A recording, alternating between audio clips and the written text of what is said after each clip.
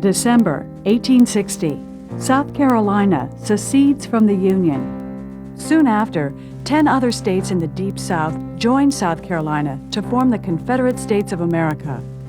Within the year, the North and South were at war. The Civil War would split the nation in two.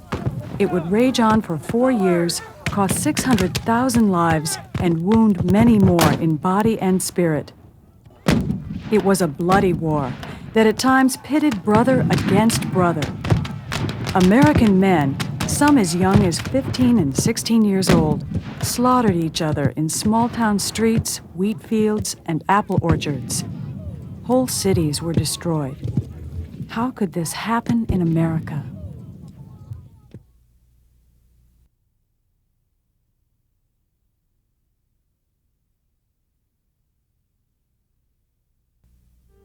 The North and South had always had their disagreements, but they had been able to put them aside to form a union, the United States of America. So what changed? Why did Southern states decide to split from the North? What brought on the unimaginable horrors that nearly split America forever? In the early 1800s, America was growing in leaps and bounds. In the North, internal improvements and trade were the order of the day. Investors poured millions of dollars into transportation systems that would connect one region to the next for the benefits of trade. Completion of the Erie Canal made its investors wealthy men as food and produce poured into New York from the west and manufactured goods floated to the interior. A building boom in canals quickly followed. When Peter Cooper's Tom Thumb puffed out of Baltimore in 1830, few thought much of it. But by 1860, 30,000 miles of railroads linked the nation together. Europe too grew closer as the shift from sail to steam engine cut the travel time to Liverpool from New York from a couple of months to a couple of weeks. Most people still worked on farms, but the North was rapidly industrializing. Using new machines and interchangeable parts, Northern factories poured out sewing machines, farm machinery, clothing, and other goods. Americans were so good at it that the British called the making of things by machine rather than hand the American system of manufacturing. Industry created jobs. Immigrants from Ireland and Germany and teenagers from American farms poured into northern cities like Lowell, Massachusetts, and Philadelphia, Pennsylvania to work as wage earners in factories. Stores sprung up, shelves brimming with goods to sell to workers. Banks sprung up to finance business and trade. A booming market economy was transforming the North.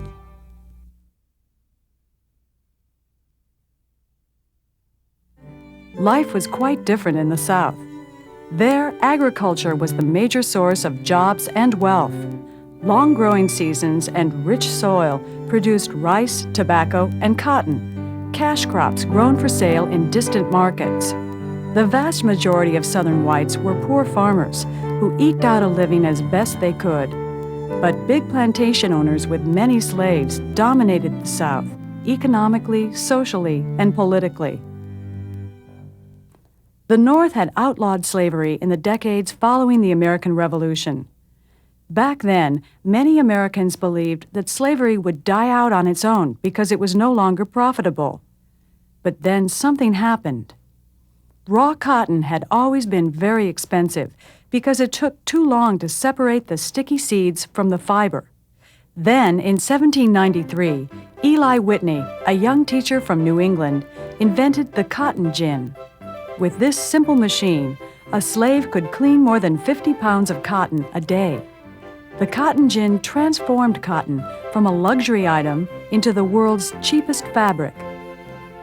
Booming textile factories in the northern states and England paid good money for all they could get, and the South was the world's major supplier. There was a bigger demand for cotton, and in order to get that cotton, the South needed a lot of land. To work the land, they needed a large labor force, and the largest, cheapest labor force available was the enslaved African. Doubling in value every 10 years, cotton production soon dominated the Southern economy. The Cotton Belt spread west across the South. Close to 1 million slaves were marched in chains to the southern frontier, where they cleared land and grew cotton to make their masters rich. So by the end of the second decade of the 19th century, the states in the South, the Deep South, were really committed to slavery because it gave them an economic advantage.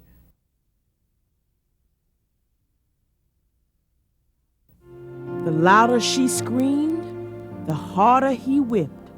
And where the blood ran the fastest, there he whipped the longest. Southern wealth rested on the backs of slaves. Even though some slave owners treated their slaves well, Southern slavery was brutal, degrading, and deadly. Dressed only in coarse linen clothing, children received only 2 shirts a year. When these failed them, they went naked, winter or summer. It was not uncommon for slaves to work from dawn to dusk, then do their own washing, mending, and cooking before falling to sleep. They slept on cold, damp, bare floors, often with only a coarse blanket, even in the cold of winter. Slaves considered a good master one who gave them enough to fill their stomachs. Many had barely enough to eat. Believing that slaves couldn't be governed except with the whip, masters and overseers beat men and women, young and old, even pregnant women, for any reason or for none.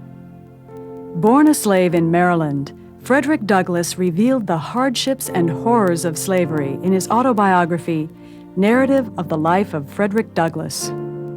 According to Douglass, to be accused was to be convicted, and to be convicted was to be punished. Frederick Douglass in his autobiography talks about seeing a young mother beaten while her children watched, unable to do anything to stop them. And this is something that's hard for us to understand, but we just need to remember that the enslaved people were not considered people, they were considered property. Douglass escaped in 1838 and soon thereafter became one of America's most powerful voices against slavery.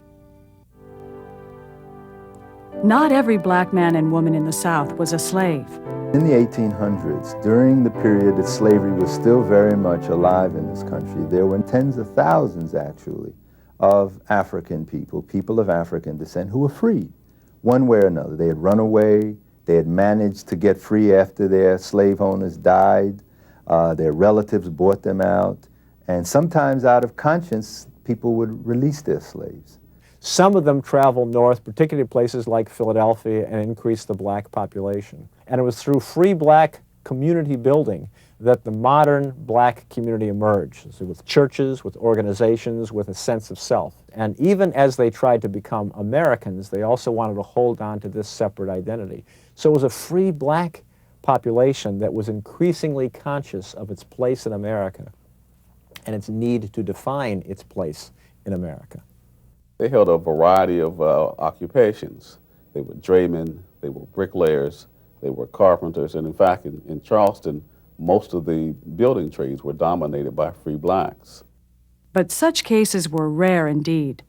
The vast majority of African Americans lived and died as slaves.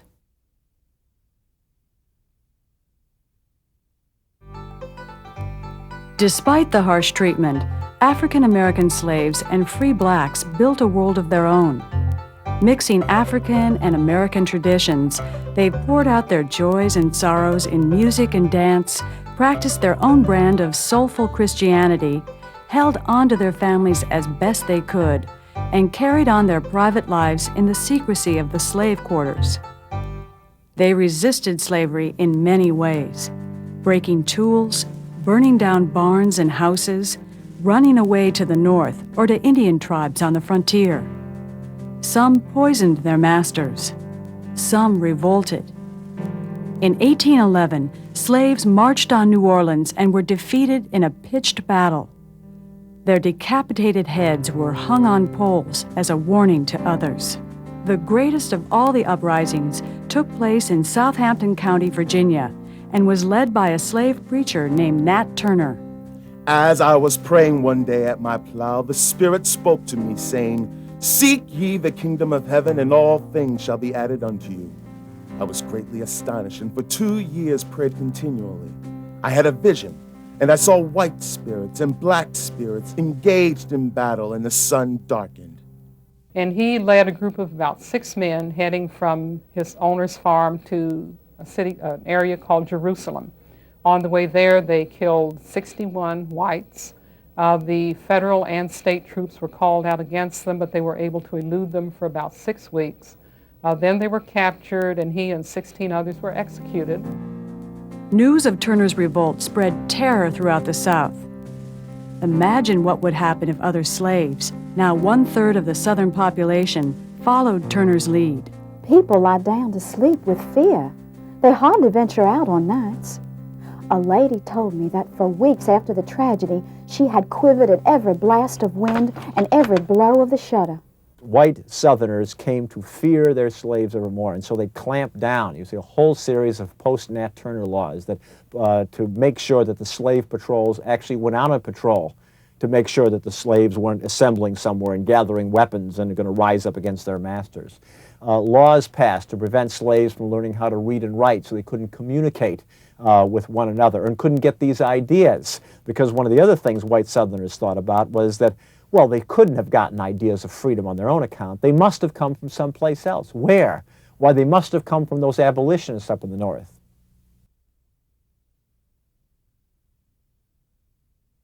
The Americans say that we are ungrateful, but I ask them, for heaven's sake, what should we be grateful to them for? For murdering our fathers and mothers? Or do they wish us to return thanks to them for chaining and handcuffing us, branding us, cramming fire down our throats, or for keeping us in slavery and beating us nearly or quite to death to make us work in ignorance and miseries, to support them and their families? The publication of former slave David Walker's Appeal in 1829 hit the South like a thunderbolt. Calling for violent rebellion by slaves, it was the most vigorous denunciation of slavery ever published in the U.S. In fact, the slaveholders in the South called upon the governor of Massachusetts to arrest David Walker, and they issued a $10,000 reward ransom for his head. No compromise with slavery. No union with slaveholders, cried William Lloyd Garrison, who, after reading Walker's Appeal and seeing slavery in practice on a visit to Baltimore, started the New England Anti-Slavery Society in 1832. Calling for an immediate end to the institution of slavery, his weekly newspaper, The Liberator, quickly became the most important abolitionist publication in the country. Garrison pulled no punches in his denunciation of slaveholders. We would sooner trust the honor of the country in the hands of the inmates of our penitentiaries and prisons than in their hands. They are the meanest of thieves and the worst of robbers. We do not acknowledge them to be within the pale of Christianity or republicanism or humanity. Such strong talk alarmed not just Southerners, but Northerners as well, especially after Nat Turner's rebellion. Most Americans thought of abolitionists as dangerous troublemakers. Angry crowds nearly lynched Garrison in Boston, burned down the New Abolitionist Hall in Philadelphia, and murdered Elijah P. Lovejoy in Alton, Illinois. Many others would also lose their lives in the fight against slavery. Despite violence and opposition, the abolitionist movement quickly grew in the North among ordinary citizens, farmers, merchants, craftsmen. Free blacks in the North also played a key role in the abolitionist movement. They organized themselves into local anti-slavery societies and worked hand in hand with whites for the Underground Railroad. The Underground Railroad, of course, was not underground, and it was not a railroad. It was a hidden method of slaves to escape from the South to freedom either in the North or all the way to Canada. Escaped slaves also played major roles. Frederick Douglass, William Box Brown, and Sojourner Truth wrote autobiographies and gave lectures on the horrors of slavery. Then, of course, you had Harriet Tubman, who became a conductor in the Underground Railroad, who returned to the South at least 15 times and freed some 300 African Americans from slavery. American women